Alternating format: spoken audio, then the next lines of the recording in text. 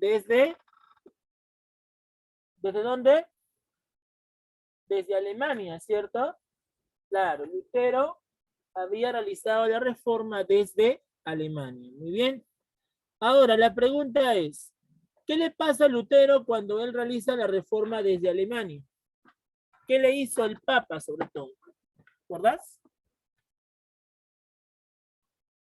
¿Qué le hizo el Papa? Vamos, chicos, ¿qué le hizo el Papa?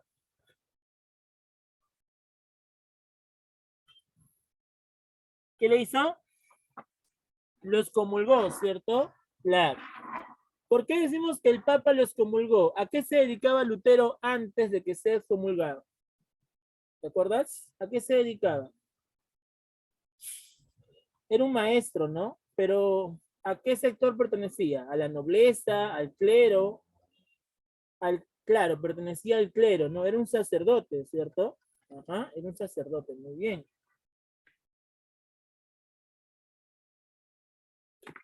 Entonces, frente a esta situación, vamos a ver que Lutero, pues, se indigna de que la Iglesia Católica esté cometiendo muchos actos de corrupción y entre ellos, pues, el detonante que más genera mucha indignación por parte de Lutero termina siendo la venta de las indulgencias, ¿cierto? Muy bien. ¿Y qué publica Martín Lutero para denunciar justamente todos estos actos de corrupción de parte de la Iglesia? ¿Qué publica Lutero? Las 95, ¿verdad? 95 tesis, ¿cierto? Muy bien. Pregunta, ¿quién es el otro representante de la reforma religiosa que también estaría denunciando a la Iglesia Católica, pues en Suiza, Francia, Países Bajos? ¿Recordás? Calvino, ¿verdad? Según Calvino, ¿cuál es la fuente de la salvación? Según Calvino, ¿cuál es la fuente de salvación? La fe. Ya, la fe. ¿Pero qué más? ¿Cuál era la señal que establecía Dios para decirte que eres salvo? Según Calvino, ¿cuál era la señal que decía que tú eras salvo? ¿Te acuerdas?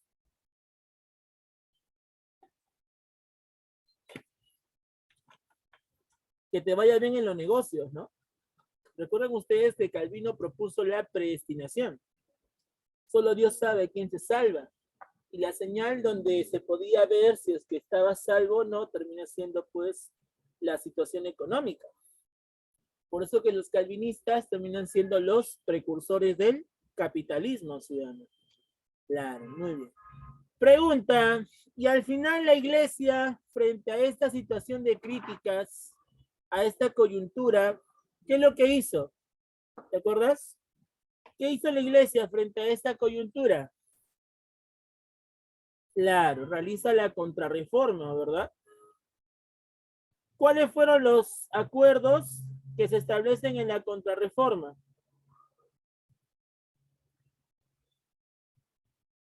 ¿Cuáles son los acuerdos que se establecen en la contrarreforma? A ver, vamos chicos, para terminar con esto. ¿Cuáles fueron los acuerdos que se establecieron en la contrarreforma? El Concilio de Trento es la reunión que se hace, pero ¿cuáles son los acuerdos? Digo? Ya, el Papa es infalible, muy bien, o sea, el Papa es la única autoridad, se cumplen los 7 sacramentos, muy bien. Pregunta, ¿se acepta la libre interpretación de la Biblia? ¿Se acepta eso? No, ¿verdad? Al contrario, ¿cierto? Muy bien. ¿Qué más? El culto a las vírgenes y los santos también, ¿no? Y todos los libros que hablaban acerca de la reforma que hizo la iglesia. Todos los libros que hablaban acerca de la reforma al final que hizo la iglesia. La censura, ¿verdad?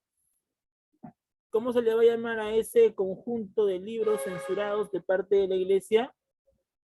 El índice, ¿cierto? Muy bien. Listo, muchachos. Entonces, eso corresponde a lo que hemos visto la semana pasada.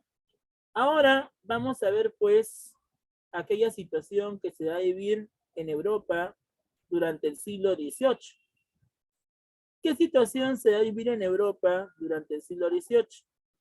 Vamos a ver que durante el siglo XVIII, jóvenes, estaría viviendo la Ilustración.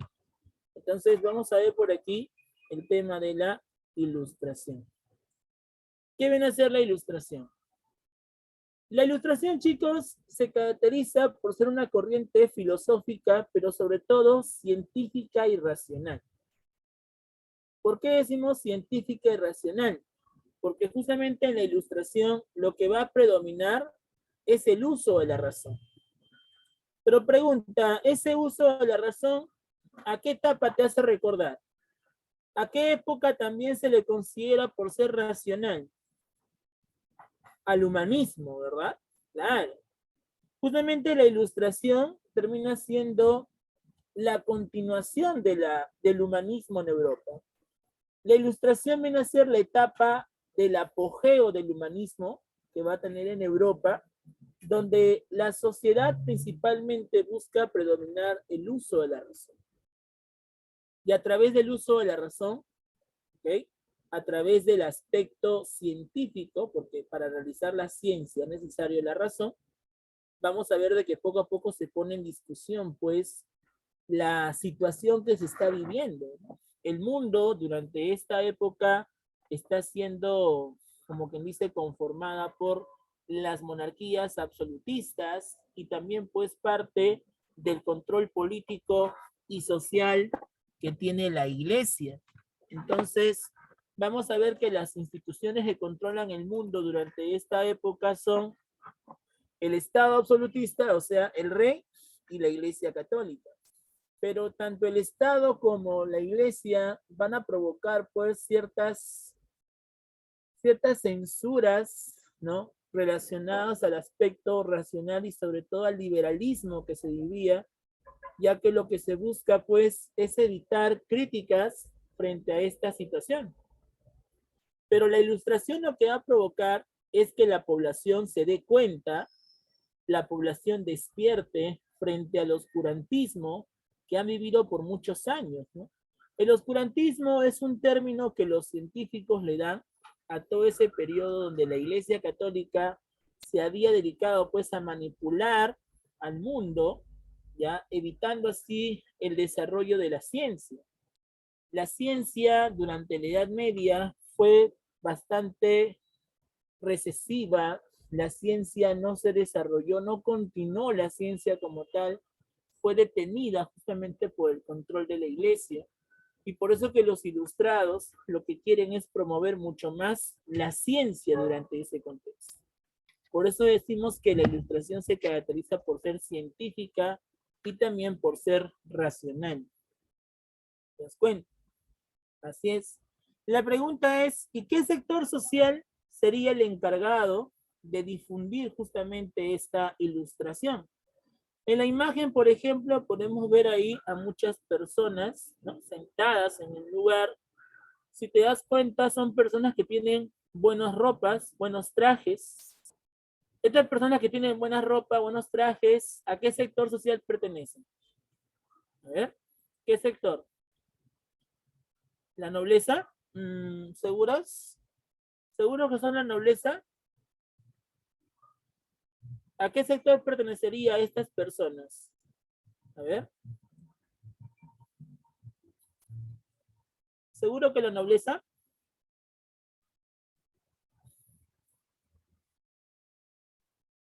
A ver, mira bien la imagen. ¿A qué sector pertenecería esta población? Estas personas de la imagen. ¿Qué sector? ¿Reyes? ¿Ves a alguien con corona por ahí? No, ¿verdad? ¿Cómo se llama el sector más rico de Europa? La burguesía, muy bien. Por lo tanto, los que están sentados en esta imagen, ¿qué son? Burgueses, muy bien, son burgueses. Por eso decimos que la burguesía es aquella que estaría propagando la ilustración. ¿Por qué razón la burguesía estaría propagando la ilustración? Lo que pasa es que la burguesía, como clase social, se está dedicando a estudiar, se está dedicando a culturizarse. ¿Por qué? Porque los burgueses ya no se dedican a trabajar exclusivamente. Los burgueses están alquilando sus antiguos talleres, ¿ya? Y eso pues les da tiempo para que ellos puedan dedicarse a culturizarse, a educarse. Y por esa razón es que la burguesía era un sector bastante intelectual. La gran mayoría de burgueses eran personas de conocimiento, eran personas sabias, porque tenían tiempo para culturizarse. Por eso que justamente la ilustración termina siendo difundida por la burguesía, ya que es el sector social que estaba más preparado en el tercer estamento. Eso es lo que justamente sucede. ¿Ya? Muy bien. Ahí tenemos entonces a la burguesía. Muy bien, la burguesía. Ahora, la burguesía también se caracteriza ¿por qué? La burguesía también se caracteriza por dedicarse pues al comercio y gracias al comercio tenían un fuerte capital, tenían un buen ingreso, ¿verdad? Por esa razón es que los burgueses se caracterizaban por ser grandes comerciantes y estos grandes comerciantes pues se dedicaban justamente a esta actividad y gracias a eso pues obtenían grandes ingresos, ¿no? Así es. Eso es lo que justamente pasaba. Muy bien. Ahora, sucede también que durante este contexto, ya, los ilustrados lo que tratan de difundir es el conocimiento y para difundir el conocimiento fue necesario pues la publicación de libros. Muchos ilustrados, ¿ok? Van a publicar libros, van a publicar obras y esas obras que van a publicar los ilustrados, la burguesía se encarga de leer. Imagínate que antes las fiestas de la burguesía, ¿ya? Eran reuniones donde la gente sacaba sus libros y se ponían a leer en público. Y encima de leer en público se ponían a dialogar, se ponían a discutir acerca de temas políticos. ¿Te imaginas tú ir a una fiesta y que en lugar pues de bailar, disfrutar la fiesta, la gente se ponga a leer? ¿Te imaginas una fiesta así? ¿Te imaginas una fiesta donde la gente vaya a leer, vaya pues a discutir temas políticos? Bueno, en esa época así eran las fiestas, ¿no? La burguesía justamente así se reunía. Obviamente pues para nosotros sería un poco aburrido, ¿no? Porque somos de otra época, ¿no? Muchas chicas pues quieren bailar ahí con las canciones de Karol G, ¿no? Algunos caballeros quieren bailar ahí con Bad Bunny, ¿verdad? Ozuna. En cambio, pues en esta época no había Karol G, no había Bad Bunny, ¿no? En esta época la música era clásica, ¿verdad? Pero además, pues las fiestas servían para poder discutir, poder discrepar temas políticos, temas de filosofía, temas de literatura, ¿no? Y eso es lo que justamente hacía la burguesía. Se reunía para así discutir temas políticos, pero también poder discrepar temas basados en la intelectualidad. Eso es lo que justamente pasaba con la burguesía. Entonces la pregunta es, ¿por qué creen ustedes que la burguesía se encargó de difundir la ilustración? Vamos. ¿Por qué la burguesía se encargó de difundir la ilustración? Vamos. ¿Cuál es la respuesta? ¿Por qué la burguesía se encargó de difundir la ilustración? ¿Cuál sería la respuesta? Repito, ¿por qué la burguesía fue la encargada de difundir la ilustración? Para salir del oscurantismo, ¿ya? ¿Por qué más? Pregunta, ¿la burguesía era culta o eran ignorantes? ¿La burguesía eran cultos o eran ignorantes? Eran cultos, ¿sí o no? Entonces, si eran cultos, ¿son los capacitados para poder difundir la ilustración o no? Habla. ¿Sí o no? Claro, obviamente, ¿no? Son personas cultas, están pues capacitados para difundir la ilustración. Así es, ya dijimos pues que en las fiestas la burguesía se ponía a leer en público las obras de los ilustrados, ¿no? Y justamente esas obras hablaban acerca de las críticas que se daba contra el Estado y también con la sociedad. Entonces de esto justamente trata la ilustración. Trata pues de hacer abrir los ojos a la gente, ¿ok? Trata pues de plasmar un nuevo concepto de lo que se vive en el mundo del siglo XVIII, dándole a conocer y entender a la gente de que el ser humano, gracias a la razón, gracias a la ciencia, puede progresar. Por esa razón es que la ilustración se caracteriza principalmente por ser racional, porque lo que busca priorizar es la difusión de la razón. Entonces ponemos por aquí lo siguiente: la ilustración termina siendo pues aquella corriente filosófica, científica y racional que surgió en Europa Occidental durante el siglo XVIII. Este siglo XVIII, chicos, gracias a la ilustración, va a recibir un nombre en específico. ¿Sabes qué nombre va a recibir esta ilustración específicamente?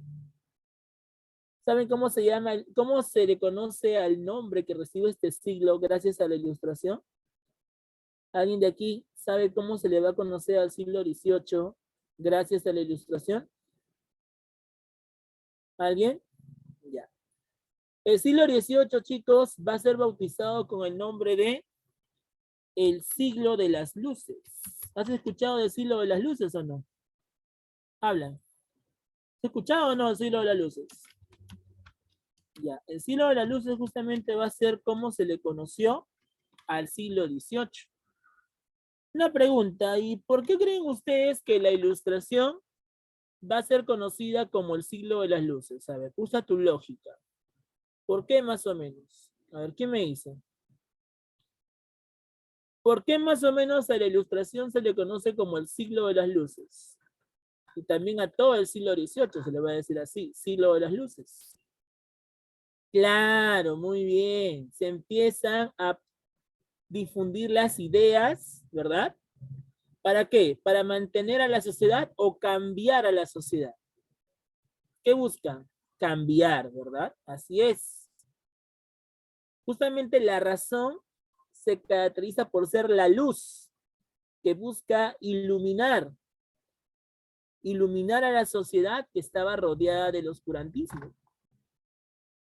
Entonces, frente a esa situación, decimos que el siglo XVIII, gracias a la ilustración, va a ser llamado también como el siglo de las luces. Muy bien, siglo de las luces. ¿Está? Ahora, vamos a ver que la ilustración, como te digo, se caracteriza principalmente por cuestionar al antiguo régimen. El antiguo régimen viene a ser aquella etapa donde los reyes absolutistas controlaban el poder, tenían el poder absoluto del Estado, controlaban los tres poderes y hacían lo que querían los reyes. Esos abusos que van a cometer los reyes van a ser cuestionados por la ilustración. La Iglesia Católica también obligaba a que la población europea pues sea totalmente católica, no permitía la tolerancia religiosa, todo lo contrario, la Iglesia pues quería que todos los europeos en sí y los descendientes de los europeos en América sean exclusivamente católicos. Entonces, frente a esa imposición de la Iglesia y los abusos del antiguo régimen, la ilustración estaría cuestionándola y criticándola principalmente. Entonces, eso es lo que va a ser justamente la ilustración. ¿Se dan cuenta? Esa es la importancia entonces que estaría teniendo la ilustración. Muy bien. Listo. ¿Qué más? Vamos a ver por aquí ahora lo siguiente. Veamos los antecedentes y las características de la ilustración. De acuerdo a los antecedentes, chicos, vamos a ver de que uno de los más importantes es El ascenso social de la burguesía. Ustedes saben que la burguesía asciende socialmente a partir del siglo XII aproximadamente, siglo XIII, dedicados al comercio y que gracias a eso se van a convertir en la clase más poderosa económicamente. Y además, este sector se va a dedicar a culturizarse y como está bastante culturizado, es la burguesía la que se va a dedicar a difundir la ilustración. ¿Te das cuenta? Muy bien, el ascenso social entonces de la burguesía sería un antecedente. Muy bien, ¿qué más? La Revolución Gloriosa. La Revolución Gloriosa, jóvenes, termina siendo aquella etapa donde la monarquía inglesa sufre un cambio. Inglaterra hasta el siglo XVII, ¿ya? Hasta el siglo XVII era absolutista, ¿ok? En esta época gobernaba la dinastía Estuardo. Pero ¿cuál es el problema de Inglaterra del siglo XVII? El problema es que la burguesía inglesa va a querer cambios para Inglaterra. Y frente a esa necesidad de cambios, se estaría dando las revoluciones burguesas. ¿Ya? Y entre las revoluciones burguesas más importantes de todo el siglo XVII para Inglaterra fue la Revolución Gloriosa. ¿Por qué? En esta Revolución Gloriosa de 1688 se va a promulgar la Constitución inglesa de 1688. Fue la primera vez que Inglaterra tuvo su primera constitución y la burguesía inglesa se encarga de proteger a esa constitución. La burguesía estaría implementando al Parlamento como entidad que proteja a esa constitución y gracias a eso Inglaterra dejó de ser para siempre una monarquía absolutista, convirtiéndose ahora en una monarquía constitucional. Y esta revolución gloriosa fue el modelo perfecto para que después de un siglo estallen otras revoluciones, como lo fue la Revolución Francesa. La Revolución Francesa, por ejemplo, también fue otra de las grandes revoluciones burguesas que surgieron en el siglo XVIII. La independencia de las 13 colonias también fue otra revolución burguesa que estaría dándose en el siglo XVIII. ¿Okay? Entonces la Revolución Gloriosa permitió de que Inglaterra deje de ser absolutista y se convierta en constitucional. En esta Revolución Gloriosa también se difunde el principio liberal. Los liberales se caracterizan por presentar diversas reformas que están en contra del proteccionismo y sobre todo del conservadurismo. Y gracias a la difusión del liberalismo, incluso destaca aquí John Locke. John Locke termina siendo pues uno de los grandes pensadores del siglo XVII, quien estaría difundiendo los principios de la Ilustración. John Locke, o Locke como tú quieras, ¿ya? Propuso las teorías contractualistas. Las teorías contractualistas se refiere a que el Estado debería tener un compromiso para que todos puedan vivir en paz, a lo que Rousseau le va a decir el contrato social. John Locke en el siglo XVII también propone que el Estado debería separarse en 3 poderes. Planteaba la división de poderes. John Locke también planteaba la tolerancia religiosa. Por todo eso es de que John Locke se convierte en el padre de la Ilustración. Entonces la pregunta es, por todo esto, al final, ¿quién termina convirtiéndose en el padre de la Ilustración?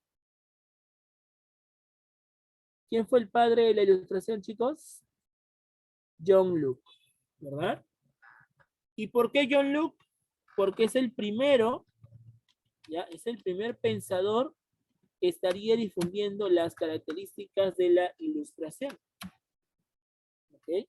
John Locke entonces se convierte en el padre de la Ilustración gracias a que fue el primero en difundir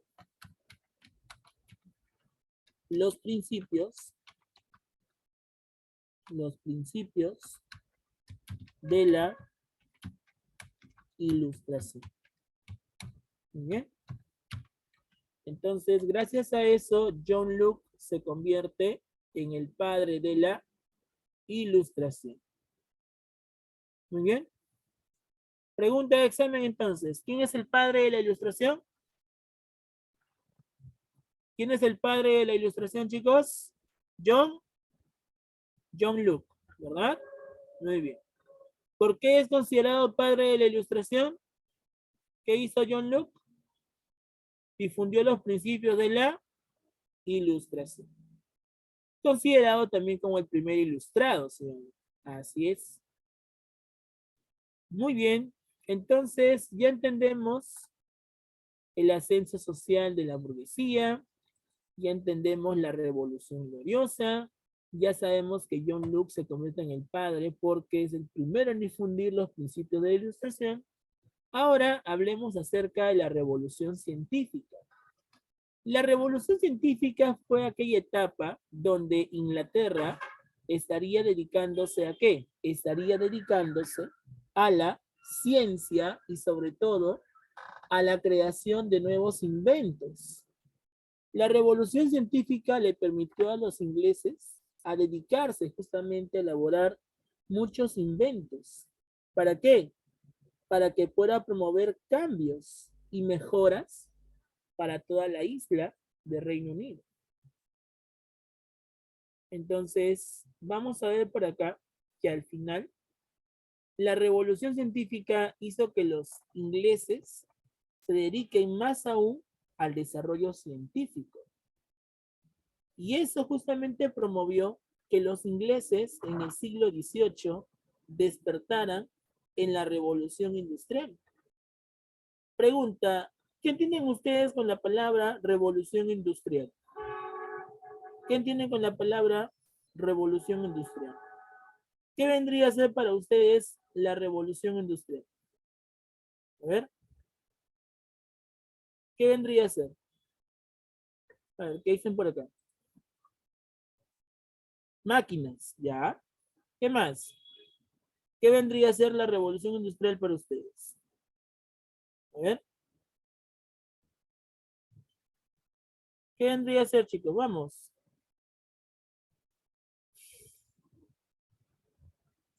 Creación de tren a vapor. Tren a vapor.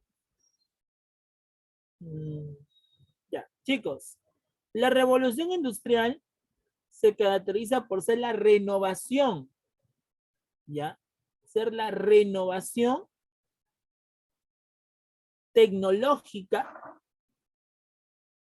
que impulsa la creación de más máquinas en sí. Y la máquina se caracteriza en ser el factor que aumenta la producción. Ojo, repito, la máquina se encarga de aumentar la producción. ¿Ok? ¿La producción de qué? La producción de diferentes materias primas que van a ser procesadas, industrializadas, gracias al uso de la máquina. Por eso que la máquina se convierte en el principal factor de producción que aumenta la demanda de materias primas. Y que gracias a eso, vamos a ver pues que la revolución industrial logró a mejorar. Eso fue lo que pasó. Bueno, muy bien. Entonces, ahí tenemos justamente lo que pasa con la revolución industrial. Los ingleses entonces van a desarrollarse en la revolución industrial gracias pues a que en Inglaterra la revolución científica promueve el desarrollo más aún de la tecnología. Y esa tecnología se caracteriza por el uso el uso de la máquina. Pues, bueno, muy bien. La revolución científica hizo que Inglaterra se dedique más al desarrollo racional, más al desarrollo científico. Por eso se dice que la ilustración, ¿dónde surge? Pregunta, si decimos que la revolución científica aparece en Inglaterra, caracterizándose por el desarrollo científico y racional, John Locke es un pensador inglés que es el primero en difundir los principios de la ilustración. La pregunta es, ¿dónde se originó la ilustración? Al toque. ¿Dónde tuvo su origen? ¿En qué país? Vamos, al toque. ¿Qué país? Inglaterra. Muy bien. Entonces vamos a ver de que el origen de la ilustración se estaría dando en Inglaterra. ¿Te das cuenta? El origen de la ilustración se estaría dando en Inglaterra. Muy bien. Ahí tenemos entonces el origen de la ilustración desarrollándose en Inglaterra. Y después de Inglaterra se estaría difundiendo por el resto de países de Europa Occidental. ¿Ya? Después se difunde en Francia, en Suiza y así. ¿Bien? Entonces ahí tenemos ya los antecedentes de acuerdo a lo que es la ilustración. Muy bien. Vamos a ver ahora por aquí las características con respecto a lo que es la ilustración. Una de las características que estaría pues representando la ilustración termina siendo el liberalismo parlamentario. ¿Qué significa? Significa que el Estado ya no debería ser gobernado por un rey absolutista, sino que el Estado debería estar integrado por el Parlamento, o sea, un Congreso que proteja la Constitución y que la Constitución se convierta en la ley de leyes, se convierta en la Suprema Carta Magna, que no haya ley más importante que la misma Constitución y que nadie esté por encima de la Constitución y que nadie pues burle los principios de la Constitución. De eso justamente se planteaba el liberalismo parlamentario. Entonces, vamos a ver que el liberalismo parlamentario lo que buscaba plantear es que se cambie, se reforme el sistema político, o sea, que Europa deje de ser una monarquía absolutista para convertirse en una monarquía constitucional que esté gobernada por un parlamento y este parlamento se encargue de proteger la constitución. Por eso que una característica de la ilustración termina siendo el liberalismo parlamentario. ¿Qué más? Siguiente característica. La ilustración principalmente fue racional y científica. ¿Por qué racional? Porque busca promover el uso de la razón. Gracias a la razón, la gente se da cuenta que no es lo que ellos pensaban o esperaban y que para poder tener cambios a favor de todos es necesario utilizar la ciencia. Y la ciencia justamente requiere bastante el uso de la razón.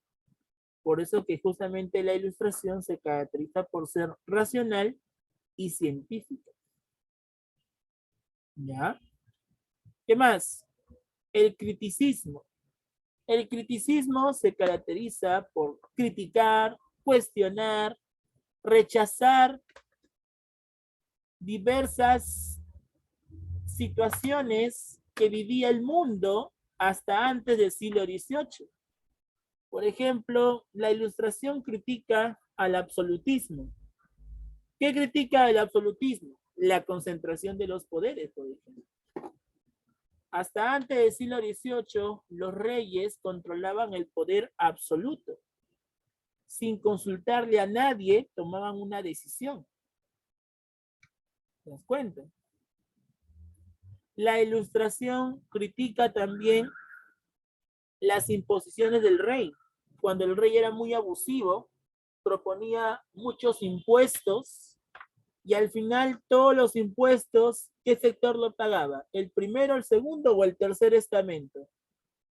¿Qué sector pagaba todos los impuestos? ¿Te acuerdas? ¿Qué sector? el tercero, ¿verdad? El tercer estamento pagaba todos los impuestos.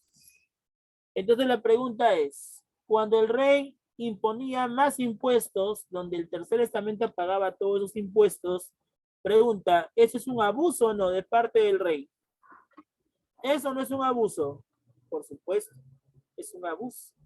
Por eso que justamente la Ilustración critica al antiguo régimen, critica al absolutismo. Por ejemplo, aquí vemos a un campesino que está trabajando sus tierras, pero encima está el rey y la nobleza, aprovechándose justamente del trabajo y sobre todo de los impuestos de los campesinos. Esto es una parodia, justamente una caricatura de cómo se vivía la sociedad en Europa. La nobleza y la realeza se beneficiaba de los impuestos del pueblo, del tercer estamento. Por eso que ese pueblo en el siglo XVIII se cansó de tanto abuso y por eso es que se estaría dándose la Revolución Francesa, por ejemplo. Una de las grandes revoluciones burguesas del siglo XVIII. ¿Ya? Muy bien. Entonces ahí tenemos el criticismo. Criticaba el antiguo régimen, la sociedad feudal, ¿no? El abuso de la sociedad feudal. La Iglesia Católica, de la misma forma, también va a ser cuestionada. Recuerden ustedes que la Iglesia Católica tenía tierras o no tenía tierras. ¿La Iglesia tenía tierras o no? Sí. Pregunta, ¿quiénes trabajaban las tierras de la Iglesia? ¿Quiénes trabajaban las tierras de la Iglesia? El pueblo, ¿verdad? El tercer estamento. Pregunta, ¿y la Iglesia pagaba impuestos al Estado? ¿Pagaba impuestos al rey? No, ¿verdad? Por lo tanto, ¿eso también es un abuso o no? ¿Es un abuso o no es un abuso? Claro, es un abuso. Es un abuso, ¿cierto? Muy bien. Ahora, la iglesia también se está encargando de evitar tolerar a sí mismo, ¿ya? Tolerar a otras religiones que no sean católicas. La iglesia católica no permite que el resto se conviertan o sean parte de otras iglesias que no sea la católica. Entonces, también estos abusos son criticados durante la Ilustración. Por eso aquí ponemos el criticismo. La Ilustración iba contra el absolutismo, contra la sociedad feudal, contra la Iglesia Católica, iba en contra también de la superstición. ¿Alguien sabe qué significa la palabra superstición? A ver, razonamiento verbal. ¿Qué significa superstición? Vamos, chicos. ¿Qué es la superstición? Hola. ¿Qué significa superstición? A ver. Claro, muy bien. La superstición es una creencia de algo que no existe o que no tiene fundamento racional, ¿no? Por ejemplo, la gente en esa época dependía mucho de Dios. Todo lo bueno, lo malo que le pasaba a la gente, siempre lo relacionaba con Dios. La gente también vivía de la suerte. Todo lo que les pasaba, bueno o malo, se relacionaba con la suerte. O sea, la gente no era realista necesariamente, sino que producto de este oscurantismo, producto de esta situación arbitraria dirigida por la iglesia, la gente no piensa ya de que las cosas suceden no porque suceden, sino suceden porque hay algo que está provocando que sucedan las cosas. Y ese algo tiene que ver con la razón. Las cosas pasan por algo, ¿no? Si quieres que te pasen cosas buenas, tienes que esforzarte. Y si te pasan cosas malas, es porque de repente hay algo que no has hecho o que estás haciendo mal. Entonces, justamente esa superstición también es criticada por la Ilustración. La Ilustración critica también a la superstición. Dejar toda la suerte, como es. Ese es el problema. Ahora, tampoco es malo la suerte, ¿eh? La suerte te ayuda en algunas situaciones, pero tú no puedes dejar toda la suerte, porque al final tú mismo te vas a dar cuenta que eso no va a ayudarte mucho. Al contrario, hay personas que creen de que todo es debido a la suerte, ¿no? Y al final dicen, pucha, no me pasó nada bueno. Ay, ya, no tuve mala suerte, ¿no? ¿Te das cuenta? O sea, la suerte no te digo que es mala, al contrario, es buena, pero no hay que depender al 100% de la suerte. Eso se conoce como la superstición. La ilustración es antimetafísica y va en contra de la superstición. Bueno, muy bien. El laicismo. ¿Qué significa laicismo? Laicismo viene de laico. ¿Qué es un laico? Un laico es un cristiano que no necesariamente cumple todas las tradiciones de la iglesia. El laico es aquel que respeta y tolera justamente, ¿ya? Respeta y tolera a las diversas religiones. ¿Ok? Respeta y tolera a las diversas religiones. Esto es lo que sucede. ¿Sí, chicos? Muy bien. Entonces ahí tenemos el aspecto laico.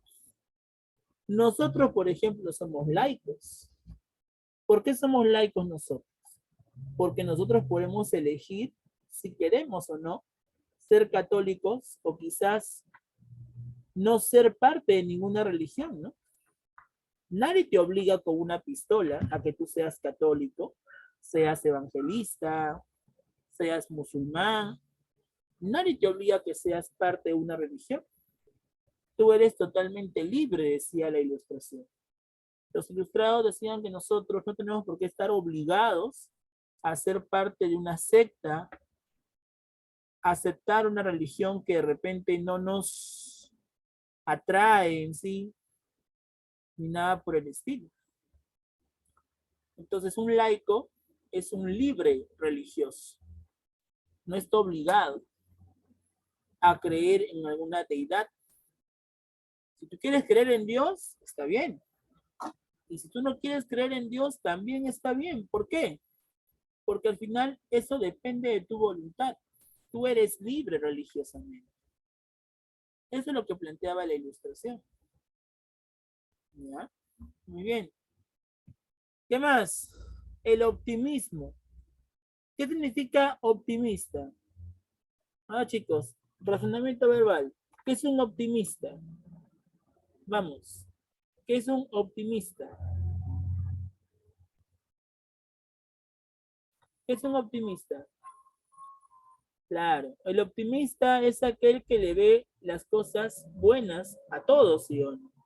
Claro, el optimista es una persona positiva, ¿verdad? Claro. El optimista es aquel que a pesar de las cosas malas siempre le encuentra algo de bueno, ¿no? Algo de positivo. La ilustración, ¿por qué decimos que es optimista? Porque la ilustración quiere la búsqueda y la obtención de la felicidad. La ilustración quiere que todos nosotros vivamos en un estado totalmente armonioso, pero para poder vivir en ese estado armonioso hay que comprometernos, hay que firmar un contrato con la sociedad para así alcanzar la felicidad. Por eso que la ilustración se caracteriza por ser optimista. Bueno, muy bien. Entonces ahí tenemos los antecedentes y las características. Muy bien. Vamos a ver ahora los ilustrados. Entre los ilustrados destaca aquí el Barón de Montesquieu. El Barón de Montesquieu, chicos, es uno de los ilustrados, ya que va justamente a resaltar durante esta época, ¿ok? Montesquieu es un seudónimo que utiliza Carlos de Secondat, ¿ok? Un burgués francés, quien sería aquel que propone críticas contra el centralismo absolutista. ¿Qué significa centralismo absolutista? Centralismo absolutista significa de que el rey controlaba el poder absoluto del Estado. El rey controlaba los tres poderes del Estado. ¿Cuáles son los tres poderes del Estado, chicos? Vamos, primaria. ¿Cuáles son los tres poderes del Estado? A ver, primaria, vamos. ¿Cuáles son los tres poderes del Estado? Al toque. Ejecutivo, legislativo y judicial. Muy bien. Esos son los tres poderes del Estado. Antes, en las monarquías absolutistas, el rey controlaba los tres poderes. ¿Ya? Y el rey podía hacer lo que le da la gana. El rey podía mandar preso a cualquier persona que no quisiera pagar impuestos, que no se arrodille ante el rey o que no lo reconozca como autoridad. El rey podía crear leyes, el rey podía crear impuestos. Entonces, eso justamente se debe a que el rey antes concentraba el poder absoluto. Eso es lo que pasaba. Entonces, por esa razón, es de que Montesquieu critica ese centralismo del rey, critica el centralismo absolutista. Montesquieu decía, no deberíamos confiarle todo el poder al rey. Pregunta, ¿y por qué nosotros no le podemos confiar el poder absoluto a una persona? ¿Por qué? ¿Por qué no deberíamos nosotros cederle el poder absoluto a una persona? ¿Qué pasaría si una persona obtiene el poder absoluto? Claro, se puede aprovechar, ¿sí o no? Puede cometer abusos. ¿Y cómo se le llama a aquella persona que abusa del poder? ¿Cómo se le conoce? Tirano, ¿verdad? Corrupto no, tirano, el que abusa del poder. Corrupto es aquel que se beneficia, ya, personalmente, pero aquel que abusa del poder es el tirano. Justamente la tiranía se da cuando una persona concentra el poder absoluto. Bien, entonces pregunta, ¿cómo se le conocen a las personas que concentran el poder absoluto y abusan del poder? Tiranos, ¿verdad? Así es, los tiranos. Entonces Montesquieu planteaba la división de poderes, justamente para evitar la tiranía. Eso es lo que plantea Montesquieu. Montesquieu también planteaba el parlamentarismo liberal, o sea, que el Estado debe ser dirigido por un parlamento que proteja la Constitución y que el Estado plantee una tendencia liberal bajo ese concepto. Entonces ahí tenemos el parlamentarismo liberal. Muy bien. ¿Y en qué obra Montesquieu estaría pues proponiendo esta división de poderes? En la obra El espíritu de las leyes. En su obra El espíritu de las leyes, el barón de Montesquieu estaría proponiendo la división de poderes. Cada poder, según Montesquieu, cada poder es autónomo. Cada poder en sí se maneja por sí mismo. Cada poder necesita de un presidente que no dependa de otros, sino que sea autónomo. Por eso que los poderes del Estado, chicos, tienen a su propio presidente. El Ejecutivo, obviamente, el presidente de la República. El Legislativo, el Congreso, tiene a su presidente. El Judicial también tiene a su presidente. Los tres poderes tienen a sus presidentes. ¿Para qué? Para garantizar la autonomía de los poderes. ¿Te das cuenta? Así es. Entonces, eso es lo que se plantea. ¿Se dan cuenta? Muy bien.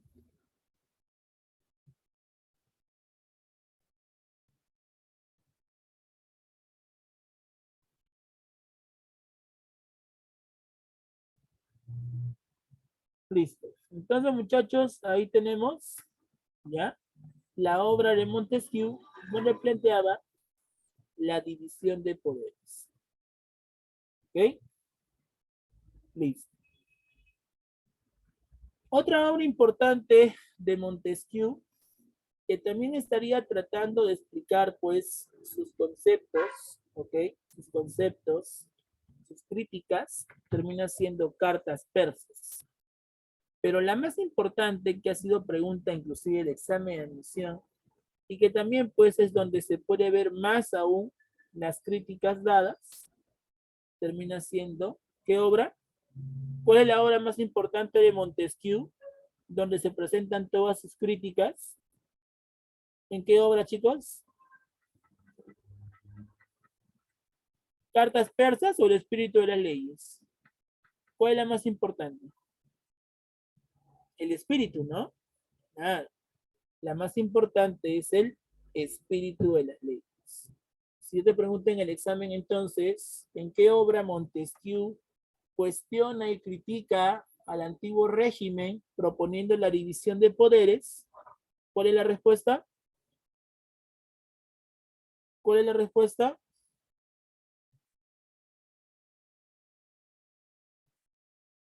El espíritu de las leyes, ¿verdad? Muy listo. Entonces, muchachos, ahí tenemos al varón de Montesquieu. ¿Está? Sigamos. Siguiente ilustrado. Ahí tenemos al señor Jean-Marie Oret, alias Voltaire. Voltaire termina siendo otro ilustrado, otro filósofo de la ilustración, que estaría utilizando pues este seudónimo. Su nombre original es Jean-Marie Oret, pero él utiliza el seudónimo de Voltaire. ¿Por qué? Porque durante la ilustración y durante su vida juvenil, ¿qué es lo que pasa? Voltaire se va a dedicar a promulgar diversas obras, ¿ya? Que relataban su vida personal, su vida liberal.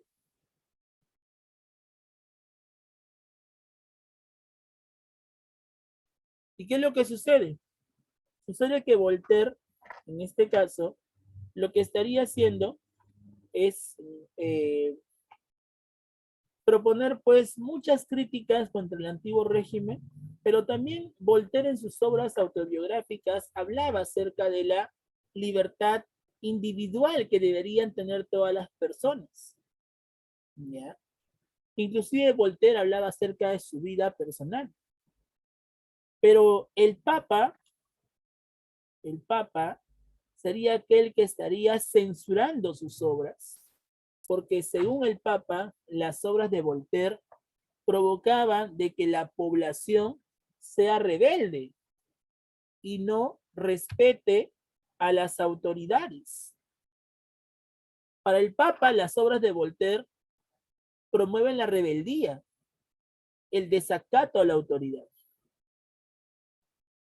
Entonces, eso al final no le conviene al Papa.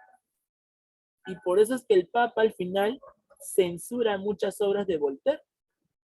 Inclusive, Voltaire también estaría siendo perseguido. ¿Por qué? Porque justamente propuso esas teorías críticas que iban en contra de los principios del Papa. ¿Te das cuenta? Eso fue lo que pasó. Entonces, muchachos, vamos a ver que al final, ¿qué sucede? Al final, vamos a ver de que como el Papa está censurando sus obras, ¿qué es lo que sucede? Voltaire, ¿a quién estaría criticando más en la ilustración? ¿Necesariamente está criticando al rey o estaría criticando a la Iglesia Católica? ¿A quién estaría criticando más Voltaire? ¿Al rey o a la Iglesia? A la Iglesia, ¿verdad? ¿Por qué a la Iglesia? Piensa. ¿Por qué a la Iglesia? ¿Qué ha hecho la Iglesia con Voltaire? Lo ha mandado a perseguir, ¿sí o no? Y encima ha censurado sus obras, ¿verdad? Ha censurado sus obras y lo ha mandado a perseguir. Entonces, frente a toda esta situación, ¿qué es lo que sucede? Voltaire se vuelve el más crítico, el más mordaz de todos los ilustrados. ¿Qué significa mordaz, chicos? Vamos, razonamiento verbal. ¿Qué significa mordaz? Chicos, mordaz, ¿qué significa? El más rebelde, ¿sí o no? El más crítico, ¿verdad? El más rebelde, el más crítico, el más bravo, para que puedas entender. Voltaire se vuelve entonces el más bravo de todos. Pero ¿contra quién se vuelve más bravo? ¿Contra el rey o contra la iglesia? ¿Contra quién? Contra la iglesia, ¿sí? ¿Y contra qué autoridad de la iglesia estaría yendo más Voltaire? ¿Contra él? El Papa. Así es. Entonces, por culpa de la persecución que el Papa realiza contra Voltaire, Voltaire se convierte en el más duro crítico de todos. Y lo que más cuestionaba a Voltaire es el control religioso que está ejerciendo la Iglesia Católica, obligando a todos los habitantes de Europa y América también a que sean parte únicamente de la religión católica y no puedan elegir a qué religión pertenecer, o si quizás también creer en alguna religión, creer en algún Dios, ¿no? O sea, Voltaire critica de que la iglesia no tiene por qué obligar a nadie a que sea parte de una secta, a que crea en una deidad. Todos somos libres, decía Voltaire. Por eso que Voltaire plantea la libertad religiosa, plantea la tolerancia religiosa. Eso es lo que planteaba Voltaire. Y Voltaire también indica de que la educación es la fuente de progreso. La educación justamente permite que la gente pueda darse cuenta de lo que realmente está pasando. Por eso que para Voltaire es muy conveniente de que la gente se eduque. Y si la gente se educa, pues al final ya no van a ser engañados por nadie. Eso es lo que planteaba Voltaire. Muy bien. Sus críticas iban entonces contra el control de la iglesia y la superstición. ¿Ok? ¿Y en qué obra Voltaire estaría pues proponiendo estas duras críticas? Eso sería en la obra Cartas Filosóficas. ¿Ok?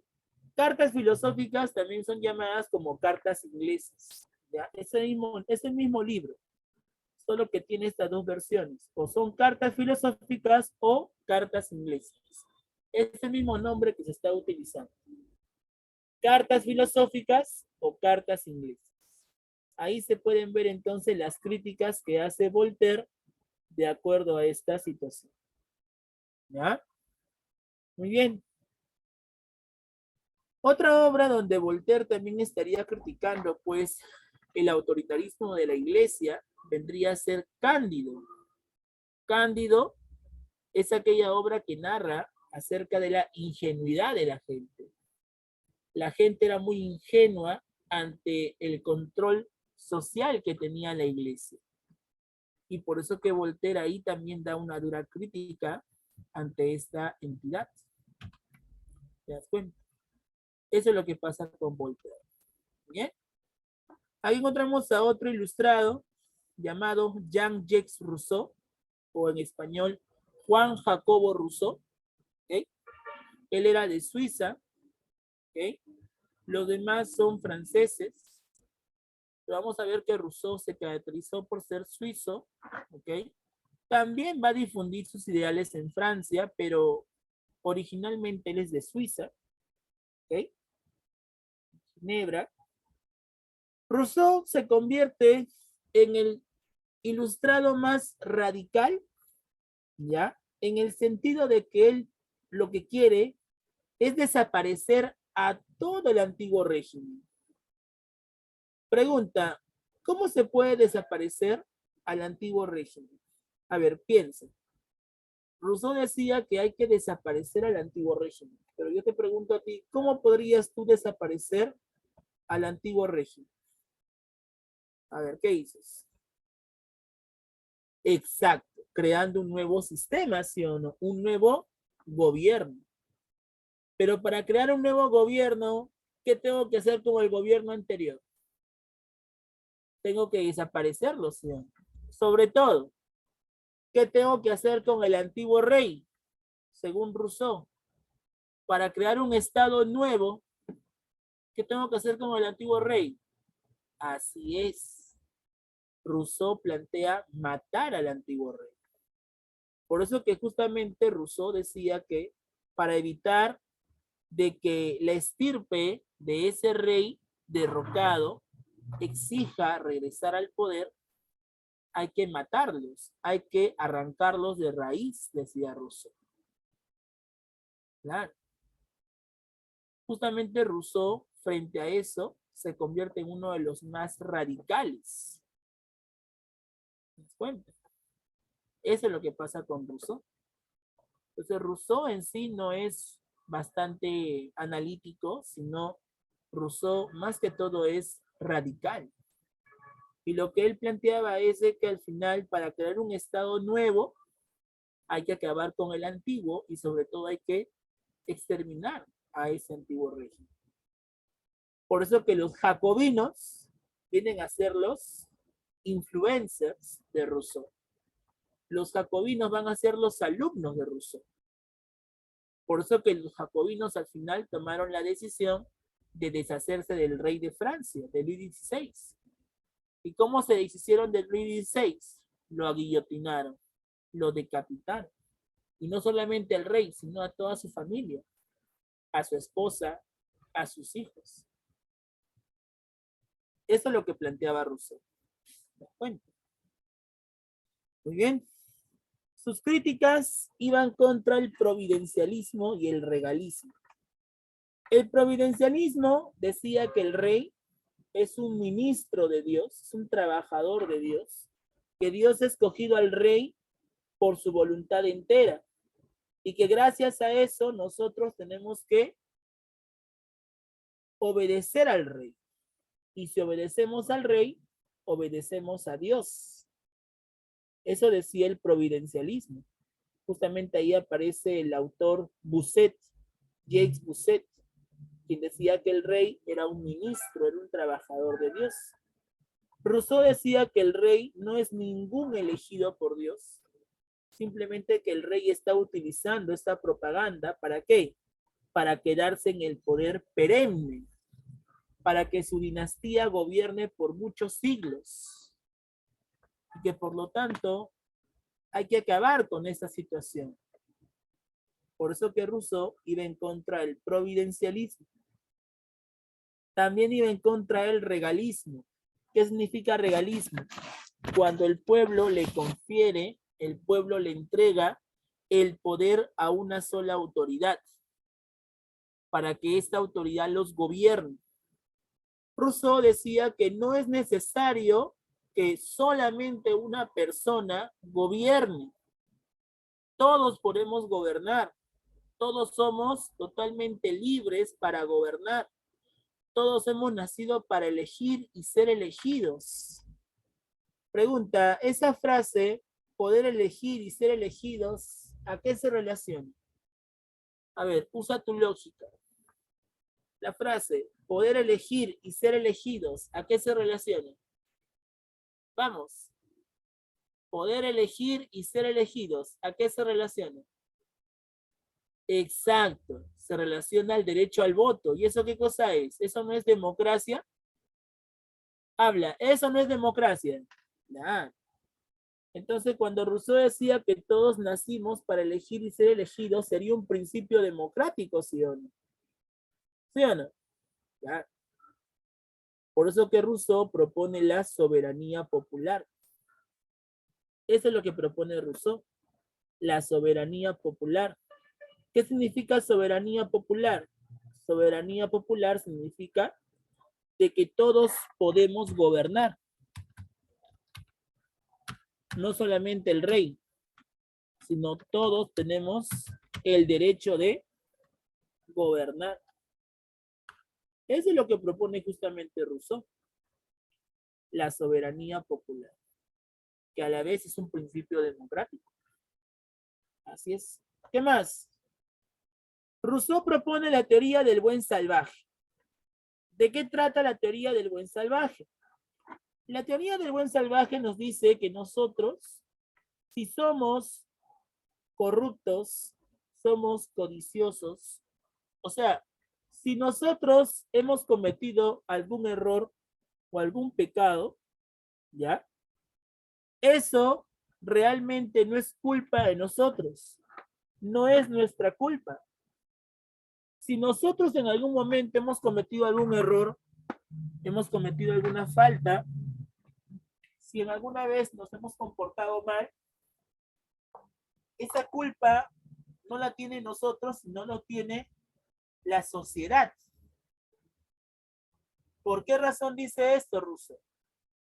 Porque según Rousseau indica de que nosotros realmente nacemos inocentes. Nosotros nacemos libres. Nosotros nacemos buenos. Pero ¿quiénes son los culpables de que nosotros caigamos? De que nosotros al final cometamos diferentes faltas y delitos, que nos volvamos corruptos, mentirosos, ociosos. ¿Quiénes son los culpables? Decía Rousseau, la sociedad. Por eso que ahí aparece la famosa frase, el hombre nace bueno, la sociedad lo corrompe. ¿Qué significa la frase, el hombre nace bueno, la sociedad lo corrompe? Que nosotros no somos los culpables de todo lo que nos ha pasado. Nosotros no somos los responsables de las cosas malas que hagamos, sino que realmente esto se debe a que es la sociedad que nos ha pues difundido, es la sociedad que nos ha inculcado estas malas acciones para corrompernos. La verdadera culpable entonces de todo esto, ¿quién es? La sociedad. Eso lo decía Rousseau. Por eso que ahí aparece la frase, el hombre nace bueno, la sociedad la corrompe. Eso propuso Rousseau. Yo les pregunto algo, chicos. ¿Será cierto lo que dice Rousseau? ¿Qué dicen ustedes? ¿Es cierto que nosotros, al final, si cometemos algún delito, algún error, alguna falta, toda la culpa la tiene la sociedad realmente? ¿Qué dicen ustedes? ¿Sí o no? ¿Sí o no? A ver, ¿será cierto? O sea que si somos mentirosos, eso es porque la sociedad nos enseñó a ser mentirosos y nada más. ¿Estará bien eso? ¿Qué dicen ustedes? ¿Sí? ¿No? ¿Más o menos? Bueno, según mi opinión, yo no estoy de acuerdo con eso. ¿Por qué? Porque al final, chicos, depende de cada uno de nosotros si cometemos esos delitos o cometemos esas faltas. ¿Por qué? Porque cada uno de nosotros somos responsables de lo que hacemos y de lo que somos. ¿Ya? Todos nosotros somos responsables de lo que hagamos, de lo que digamos y en sí. O sea, no necesariamente porque vivo en un lugar pues peligroso, porque por ejemplo, si vivo en la punta del cerro, significa que voy a ser pobre toda mi vida. Eso no es verdad. hay muchas personas que han nacido en lugares muy, pero muy pobres, pero con esfuerzo y disciplina al final han logrado sobresalir. ¿Te das cuenta?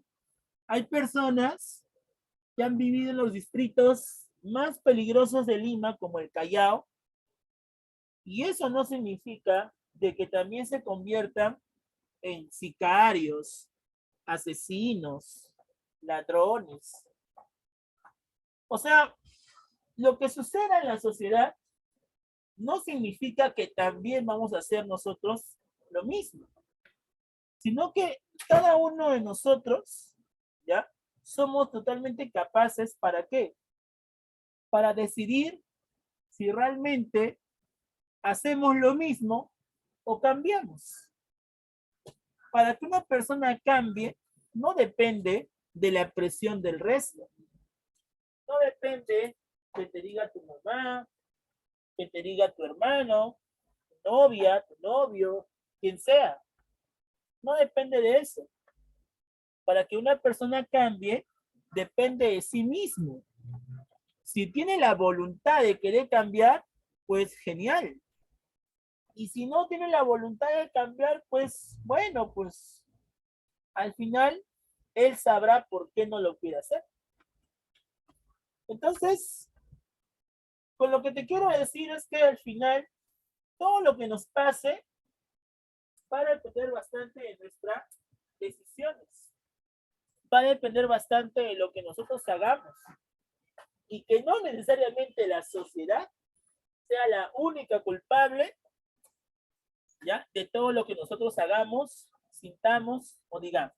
¿Te das cuenta? Entonces, decir de que la sociedad es la que nos corrompe en sí, eso depende. Si tú te quieres corromper, bueno, pero tú también tienes la situación de poder evitar corromper. ¿Y cómo puedes lograr eso?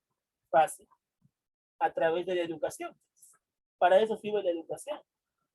La educación no sirve solamente para dar clases, para ir al colegio, sacar buenas notas y ya está.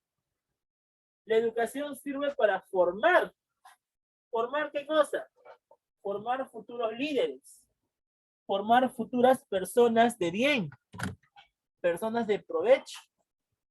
Para eso sirve la educación. Pero acá en el Perú, lastimosamente, la educación está muy atrasada. ¿Y por qué está muy atrasada? Por culpa de los gobiernos.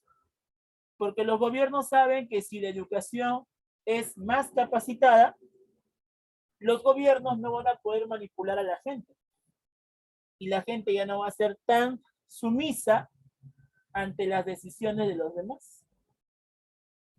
Entonces, muchachos, de que nosotros cambiemos o no cambiemos, nos corrompamos o no, no depende solamente de la sociedad. Eso depende de nosotros. ¿Te das cuenta? Entonces, decir de que la sociedad es responsable de lo que digamos, hagamos, en sí, pues, es algo totalmente irrelevante. Así es. ¿Se dan cuenta? Muy bien. ¿Se entiende entonces, chicos, con esto? ¿Sí? Entonces, ¿estará bien lo que decía Rousseau de que nosotros somos inocentes y que nos vamos a corromper solamente por culpa de la sociedad? No, ¿verdad? Ya te dije que nosotros somos totalmente capaces para darnos cuenta de lo que sucede o no sucede. ¿Ya? Muy bien. Listo. Planteó las teorías contractualistas de Locke a través de un compromiso social. Rousseau planteaba de que nosotros formemos un contrato y con ese contrato podamos, pues, finalmente vivir en armonía. Por eso que su obra, ¿cómo se va a llamar? El contrato social. El contrato social justamente refiere a que nosotros hay que comprometernos con toda la sociedad para poder vivir en paz y en armonía. Eso es lo que planteaba Rousseau. El Emilio es otra obra de Rousseau donde se plantean las duras críticas que hacía Rousseau frente a la sociedad. ¿Ok? Entonces, vamos a ver que entre el contrato social y el Emilio se difunden las teorías que planteaba Rousseau. ¿Se dan cuenta? Muy bien. Listo. Ya para terminar con esta parte, chicos, porque la otra semana en el repaso vamos a continuar con el tema en donde nos hemos quedado y también desarrollar, pues, las preguntas del balotario, ¿ya?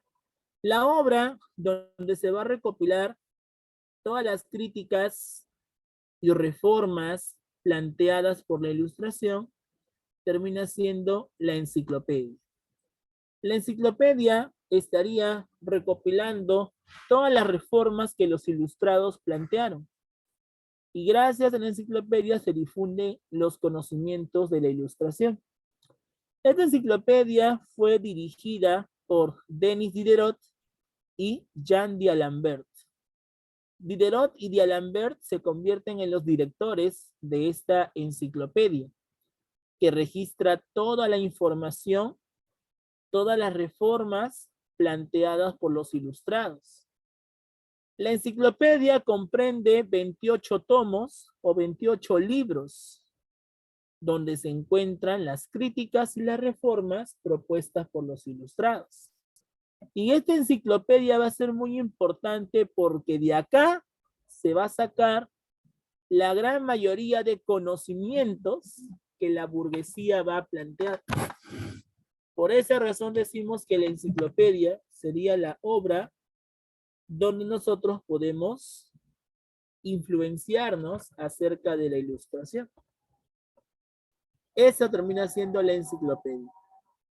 ¿Te das cuenta? ¿Ya? Muy bien. Entonces, eso corresponde a lo que es la enciclopedia. Muy bien. Bien, chicos. Entonces, vamos a pasar a lo que es la dirigida. Todos con su libro, por favor. Te voy a dar unos 5 minutos para que marques tus claves. Todos con la dirigida. 5 minutos. Vamos, vamos. 5 minutos.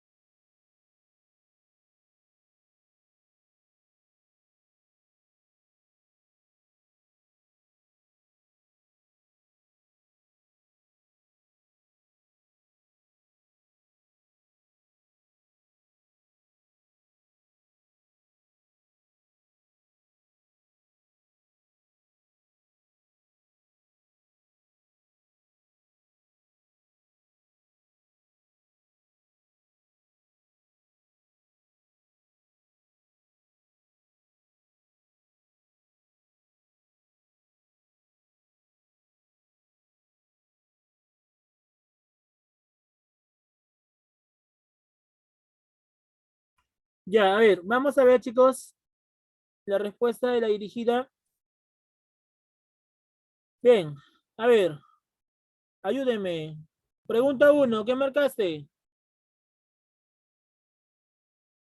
Dice, el siglo de las luces fue una época en que resaltó el movimiento denominado la ilustración, ¿verdad?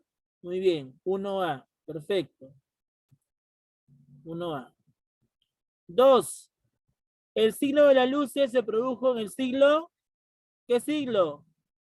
18, muy bien, 2D, siglo 18. 3, la defensa del liberalismo económico. Bueno, esto tiene que ver con Adam Smith, ¿ya? La parte económica ustedes lo ven en economía, ¿no? Todo lo que es fisiócratas, todo lo que es liberalismos y todo eso, eso se ve en la parte de economía, pero la respuesta es a Smith, ¿no? Al proponer la famosa ley de la mano invisible, ¿no? Muy bien. Siguiente. Intelectual inglés que sustentó la idea de la procedencia popular del poder monárquico y del derecho del pueblo a sacar al monarca, dice, del gobierno, sino trabajar efectivamente en bien del pueblo. Si me dicen intelectual inglés, ¿de quién me están hablando? ¿Quién es el padre de la ilustración? Locke, ¿sí o no? Entonces la respuesta sería John Locke. Están diciendo inglés. ¿Ya? Muy bien. 5. Escribió el contrato social.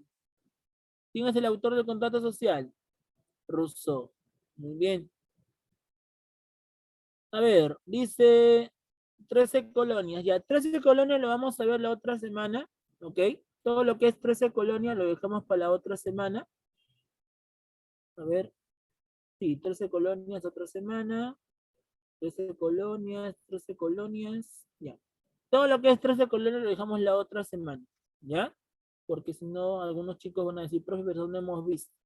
Como tenemos repaso la otra semana, de frente nomás hacemos eso, ¿ya? Bien, chicos, ¿pueden pasar al temático entonces? De una vez, todos ingresen a su temático. Ingresen, chicos, de una vez al temático. Tienen hasta las 3 de la tarde, como siempre, ¿sí? ¿Pudieron entrar al temático? Confirmen. ¿Pudieron entrar? Confirmen, por favor. ¿Pudieron entrar al temático? A ver, todos. Confirmen, chicos, todos, ¿ah? A ver, Rafael ya, muy bien. Fernanda ya está. Inciso ya está. Zuna también. Balvin, ¿qué más? Ya, todos, ¿no? Ya, perfecto. Entonces desarrollen su temático, revisen bien las preguntas, ¿ah? Ya, revisen bien las preguntas y ya nos estamos viendo la próxima semana. ¿Sí, chicos? Muy bien, listo. La próxima semana también voy a revisar cuaderno. Recuerden que el cuaderno lo tienen que mandar a el portal de tareas. Ahora lo voy a crear, ¿ya? Para que ustedes manden ahí su cuaderno y la otra semana revisen. ¿Ya, jóvenes? Listo, ahí nos quedamos. ¿Bien? Desarrollen su temático hasta las 3 de la tarde y ya la próxima semana continuamos. ¿Sí? Listo, chicos, nos quedamos ahí. Hasta la próxima semana. Nos vemos. Hasta luego. Hasta luego, mis. Nos vemos.